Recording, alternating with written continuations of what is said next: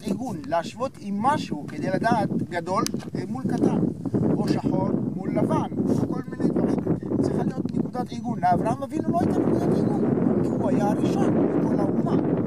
לעומת זאת, משה ואהרון אמרו, אנחנו מה? זה עוד לא, לפני שנכנסנו לארץ ישראל, לפני שיש מלכות, לפני, העם היה עם של שבטים שנדד, ולכן עדיין, למרות שהם התנהגו בענווה, עדיין הענווה שלהם קטנה יותר מענוותו של דוד המלך, כי דוד המלך הוריד את עצמו מדרגה של אדם לדרגה של תולעת.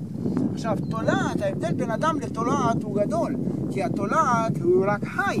האדם הוא מדבר, המדבר עם שכל. השכל זה כבר המחשבה הגבוהה שדוד מתקשר אל הקדוש ברוך הוא, לעלות בחוכמה, בספירות של החוכמה, ולהיות קרוב למידותיו של הקדוש ברוך הוא.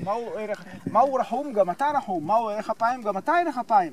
מהו רב חסד? גם אתה רב חסד. לכן תתנהג בענווה. תתנהג בענווה, ואז זה הענווה הזאת, והמחשבה על הענווה תביא אותך לידי שלמות רוחנית.